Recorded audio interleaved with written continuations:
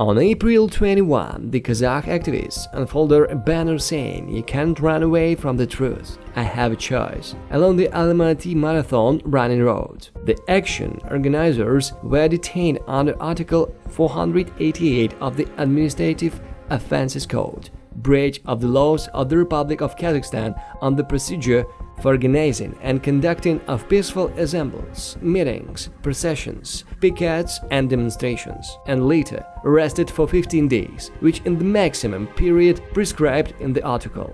Young activists tried to attract attention to legitimacy of the upcoming presidential election in Kazakhstan, but the police regarded their action as a public nuisance, stating that they might have disrupted the sports event, which involved up to 30,000 participants by various estimates. There were 4 activists: Asya Tulesova, Boris Talimbekov, Suimbike Suleimanova, and Aygul Nurbulatova. Asya and Boris, who had held the banner, were sentenced by the judge to a 15-day administrative detention. The court also imposed an administrative fine on the pregnant Suimbike for filming the event. The situation may look ridiculous and absurd at first glance, but if to take a deeper look, it's alarming for Kazakhstan country and its people, who wanted to freely express their views. During a 6-hour detention, the young people were not given any water or food, deprived of all the communication means, cameras, and the chance to call their lawyers. The investigators were trying to find something that would link them to democratic choice of Kazakhstan, a banned Kazakh opposition movement. But the activists stood their ground. It was merely a civil activity. At the hearing that took place the same day, they were accused of insulting the leader of the nation, Nursultan Nazarbayev. The police stated in the administrative offense report that the banner used by the activists said, "The law on the leader of the nation is the national disgrace." According to the police officer who had made the report, this mistake was a technical issue. Я задам тоже вопрос по протоколу. Вот нации, позор нации.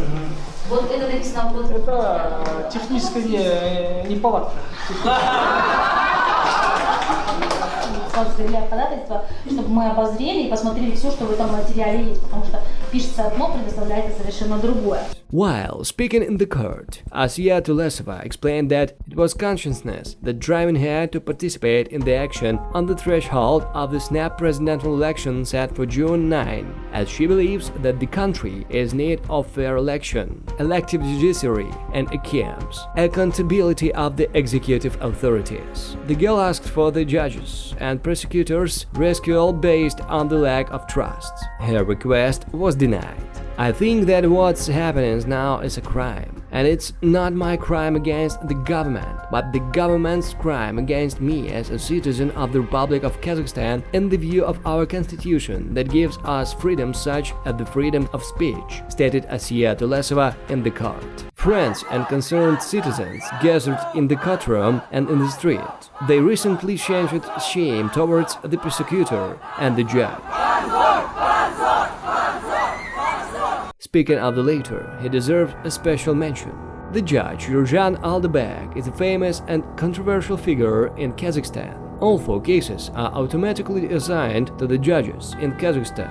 Aldabek more often than others judged the most scandalous cases, where children of rich and influential parents, the so-called young and privileged, were involved as lawbreakers. And every time, the judge reduced a sentence towards a small town.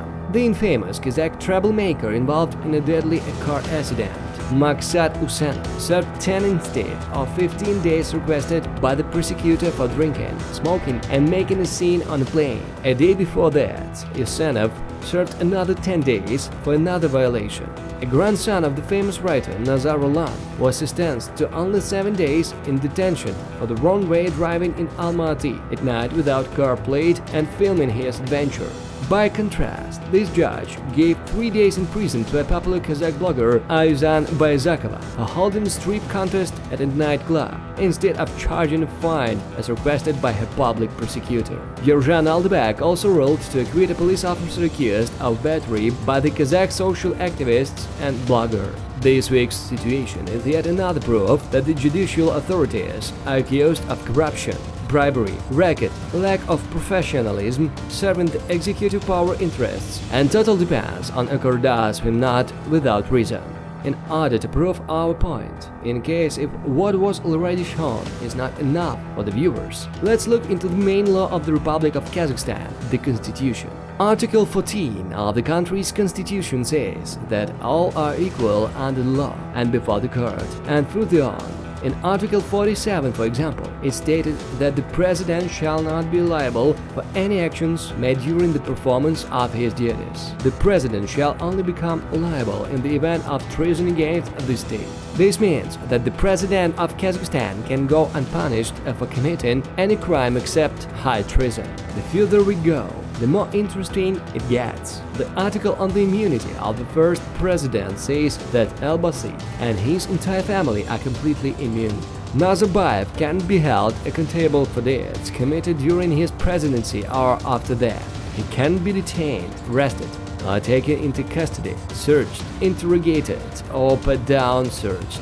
The immunity extends to the entire property of Nursultan Nazarbayev and his family members. That's the quality offered by Kazakhstan. One constitutional provision clashes with another. The main act of legislation is amended in favor of the people, in power twice in 20 minutes, just like in the case with Astana remaining.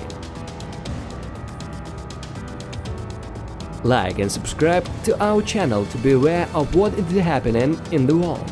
More information on our site, M.News World.